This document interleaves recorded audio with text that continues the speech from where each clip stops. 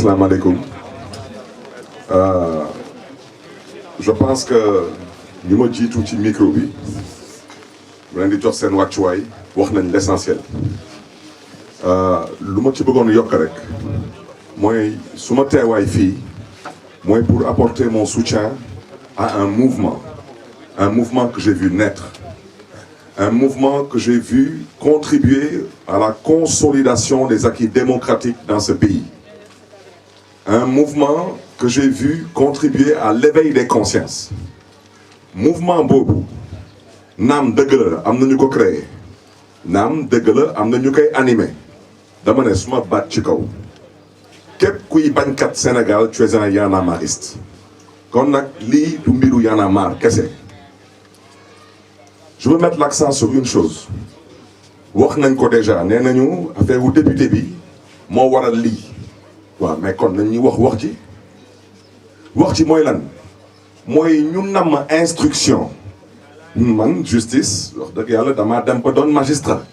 tellement dama am jaar-jaar ak ñoom képp kuy viser instruction mooy déjà juróom benn weer jàpp ni da nga koy tëdd parce que ñoom am nañ juróom benn weer pour woo la nu muy doxee nag dañ lay bàyyee nga tëdd sa kaso juróom benn weer su desee ay ñaar ñetti fen balaa juróom benn weer yooyu mët ñu woo la génn la ci kaso bi présenter le juge d'instruction mu ne la sa tur mu ne la sa sant ne la kañ nga judd foo dëkk ne la delluwaatal kaso dinaa la woowaat amaat na beneen juróomi weer encore bu lay xaar loolu mooy wax ci c'est ça qui est méchant c'est ça qui est vicieux et c'est ça qui est idiot et qui est inacceptable. Dans l'autre cas mooy le cas des députés dama ne su ma baat ci kaw dans le cas des députés man mii j'ai été député xam naa luy procédure levée d'immunité parlementaire ci cas député yi c'est du flagrant délit fii amul procédure levée d'immunité parlementaire c'est du flagrant délit. Alors pourquoi est-ce que dans le cas de nos amis de Y'en a marre, Simon et Kilifeu, à qui nous réitérons notre amitié et notre soutien, il y a une vidéo et on nous parle ici d'instruction. Fii lan lañ fi instruire amul benn doomu réew mi bu fi porter plainte ni contre Simon ni contre Kilifeu lan lañ fi instruire ñaari nit nekk ci oto wax ñu filmer ñëpp teg seen bët mais loolu c'est du flagrant délit yëpp leen ko flagrant délit ñu atte ko wante yéen lu ngeen di ci wut xam nañ ko mooy da ngeen bëgg a noot askan wi en quoi faisant en cherchant à museler deux leaders d'opinion dans ce pays qui sont forgés et qui ont contribué à ce que ce pays est devenu aujourd'hui en termes de prise de conscience citoyenne. Dama ne instruction dans le cas de Kilifeu et de Simon, c'est une prise d'otage. Procédure de levée d'immunité parlementaire dans le cas de députés qui sont en flagrant délit, c'est de l'hypocrisie, et vous m'excusez de l'expression, c'est de la foutaise caractérisée. Kon nag, voici le sens de notre présence ici. Maintenant, vous me permettrez de terminer rapidement. Parce que notre présence ici, ce n'est pas pour faire plaisir à qui que ce soit. Nous sommes tous en sursis dans ce pays. Macky may dégg su ñu paree ak gaañ yi ci man la ñu bëgg a ñëw lu ñu namm ci man mooy lu ma namm ci dëkk bi ci biir dëkk bi mooy Dakar fi laa juddoo fii laa yaroo moom la ñu bañ a gis mu nekk. dama ne am yàllay buur ñàkk yàllay buur wante ñàkkuñu jom. Macky Sall dama ne au mois de mars 13 Sénégalais laa wax 13 Sénégalais ñàkk nañ seen bakken fii amu ci benn neex fi amu ci kenn ku ci ñàkk bakkenam amoon ci gànnaay procureur nee na gisul dara procureur nee na déggul dara lu jotoon xew ci mairie bi yaa 10 ans de cela nga ne da ngeen di ko tëggaat maa ngi leen di xaar di leen di gërëm nag di leen di sant et tout mon soutien au mouvement Y'en a marre.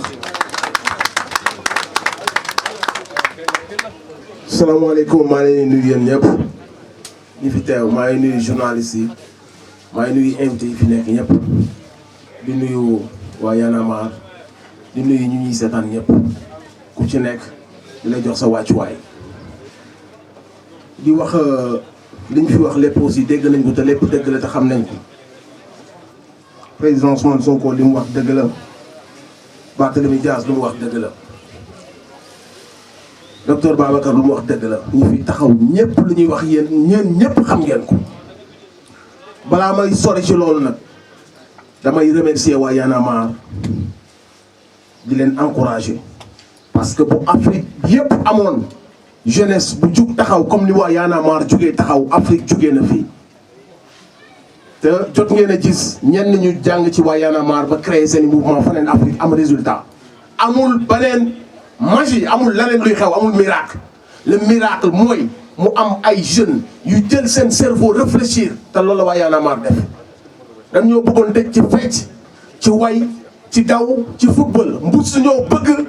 ñu jël suñu avenir en main mbuus ñoo bëgg ñu xool les choses en face. Afrique un continent extrêmement riche di dund ci pauvreté dans l'extrême pauvreté lan moo ko waral ay njiit yu nelawal seen askan nelawal seen jeunesse fexe ba njëkk seen jeunesse am fexe ba seen jeunesse am ambition defuñu dara ci njàng investiruñ ci dans la recherche fexewuñ ba jël li yàlla namu si ñun fexewuñ ba jàppale jeunesse bi mu avancé ci loolu lu ñu bëggoon mooy une jeunesse débile une jeunesse qui ne sait que danser et chanter porter des chaussures wane ay daalam ci àdduna bi pendant ce temps yeneen dëkk yi ñi ngi jël seen ndaw yi di leen def ay élite di leen jàngal xam-xam di leen defal université yi gën a mag école yi gën a mag ñuy jàng buñ jàngee ba pare fan la ñuy ñëw Afrique la ñuy ñëw lépp lu fi moom lu fi am bu dee wàllu pétrole la ñu ne ñun ñoo xam ne lañ koy defee ñu nanguwaat ko suñuy loxo lu mënta doon ñu ñëw ne leen ñun ñoo am xam-xam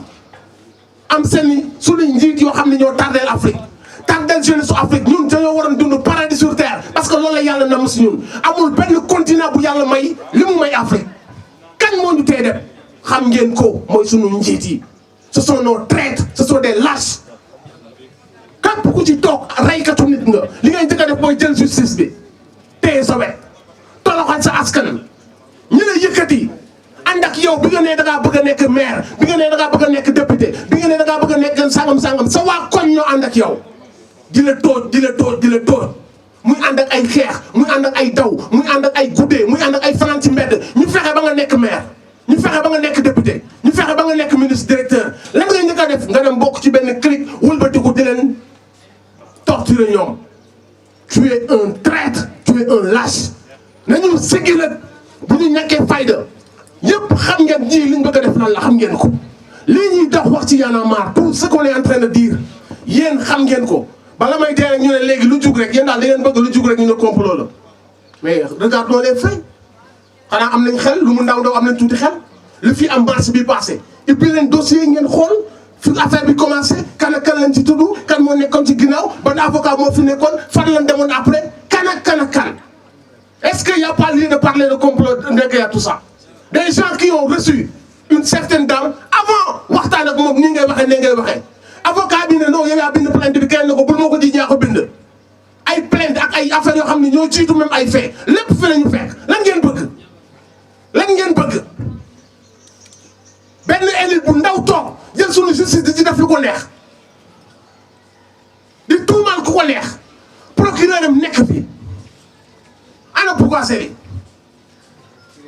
ana Bougazelli trafiquant de faux billets ñun suñu député yi lan moo tax ñu fal leen lan moo tax ñu fal suñu député yi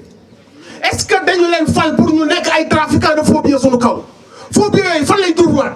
ci ñun baadoo lay tuuruwaat buñ la ci jàppee yow ci kaso bi nga jëm buñ ci jàppee sa yaay ci kaso bi la jëm moom ci kaw la nekk am na ñu ko protégé ñu jëlaat faux billets yooyu tuufaat ko ci askan bi mu ñuy gën a suuxal ci kàmb gi ñooñu la ñu fal ñu ànd ak Macky Sall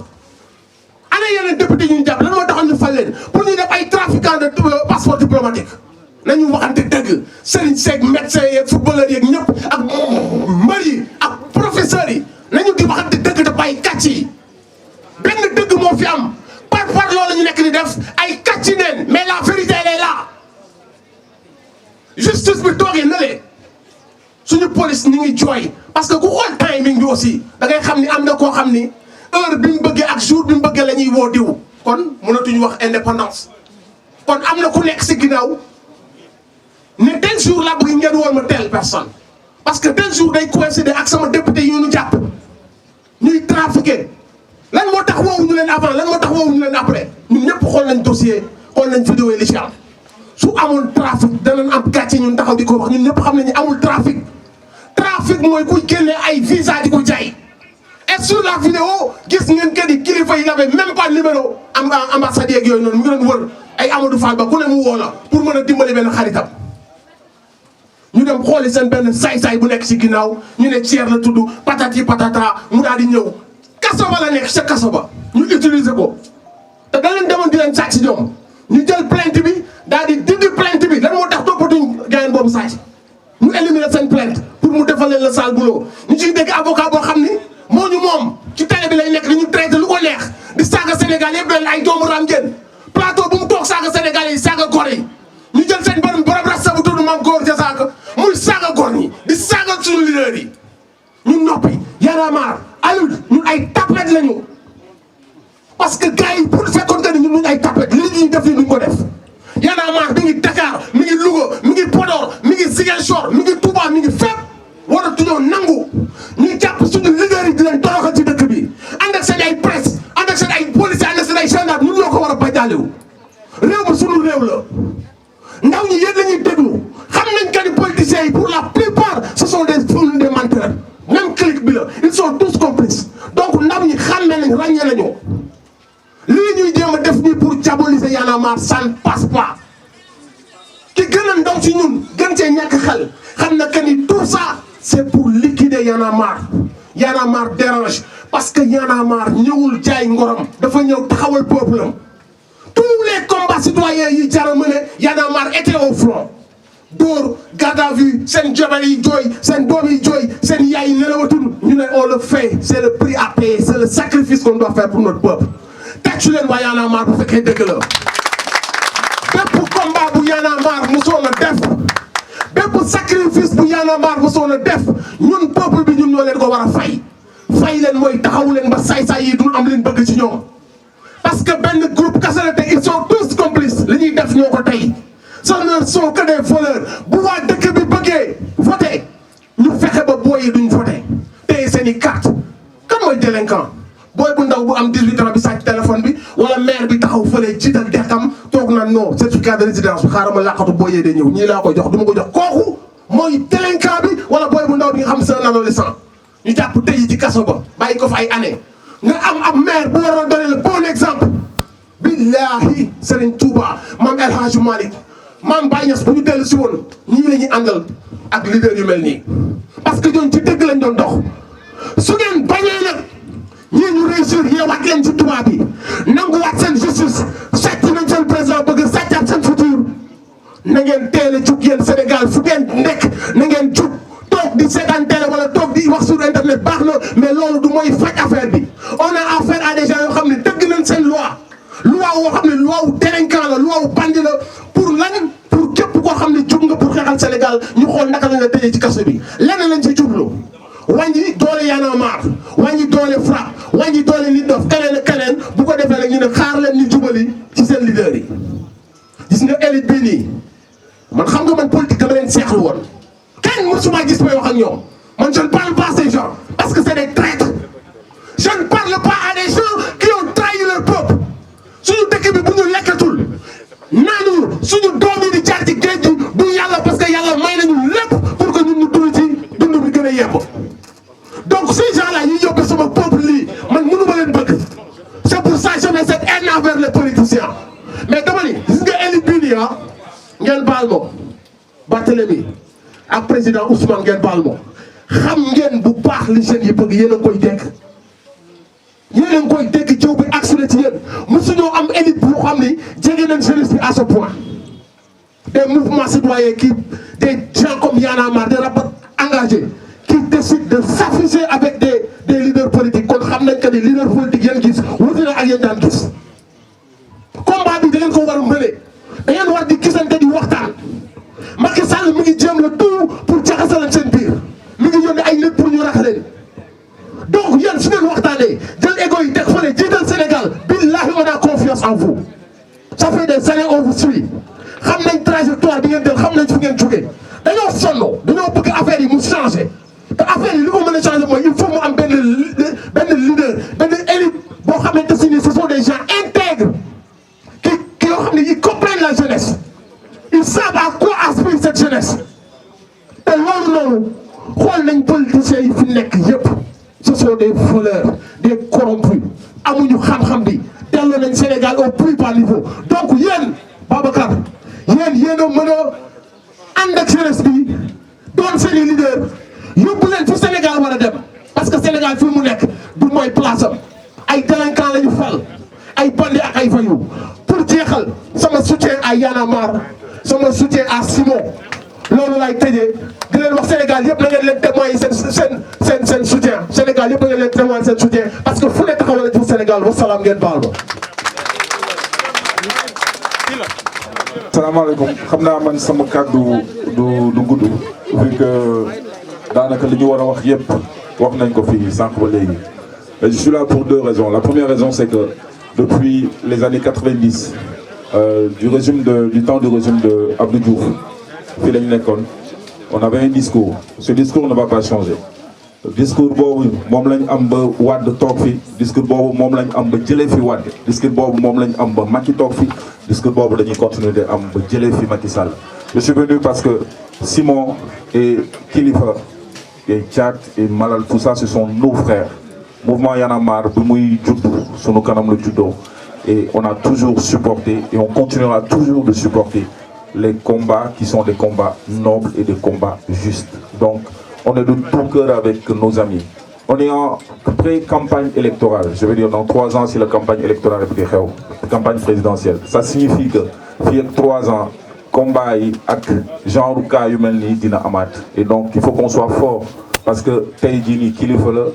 ak Simon suba mun na nekk Malal mun na nekk Xuman mun na nekk Alioune Sané mun na nekk keneen koo xamante ne tu es une voix et instant bi nii il faut qu'on fasse tout pour ne pas que ñu fay ces voix qui sont des voix de la contestation et ce sont des voix yoo xamante ne seen discours ça n'a pas changé ça n'a pas évolué maanaam ils sont toujours du côté du peuple et c'est un discours boo xamante c'est un discours pour éveiller les consciences pour éveiller les citoyens pour éveiller les Sénégalais donc je pense que li ëpp solo dans l'histoire c'est simplement encore une fois de se serrer les coudes ñu bañ a bàyyi à aucun moment mu am benn dialogue wala benn discours de zizanie wala benn vent de zizanie boo am suñu diggante. Donc je vais pas retenir la parole plus longtemps, je vais simplement dire que de tout cœur on est avec